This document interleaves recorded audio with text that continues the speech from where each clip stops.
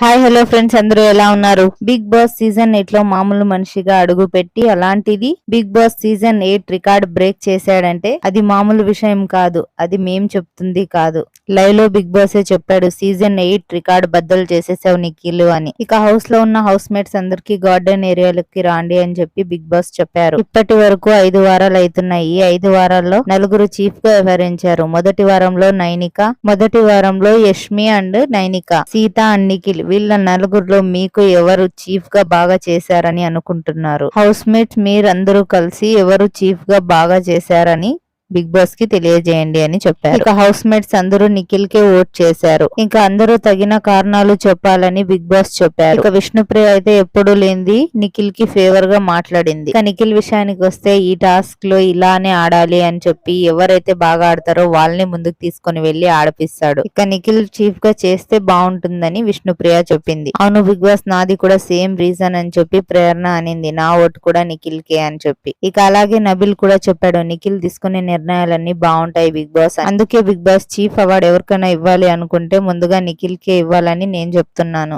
అని చెప్పాడు నబిల్. హౌస్ లో మీ అందరి మాట విన్న తర్వాత నేను కూడా నిఖిల్ ని అభినందిస్తున్నాను అని చెప్పారు బిగ్ బాస్. ఇన్ని సీజన్లు జరిగినాయి కానీ కెప్టెన్ తర్వాత కెప్టెన్ అయిందే లేదు. ఓన్లీ 4 సార్లు చీఫ్ తనే అవ్వాలంటే అది మామూలు విషయం అనేది కాదు. ఏదేమైనా నిఖిల్, బిగ్ బాస్ రికార్డు బద్దలు చేసేసావు అని చెప్పాలి. నీకు నా తరపున అభినందనలు తెలుపుకుంటున్నానని చెప్పారు బిగ్ బాస్. మరిన్ని అప్డేట్స్ కావాలంటే కమెంట్ చేయండి, లైక్ అండ్ షేర్, సబ్స్క్రైబ్.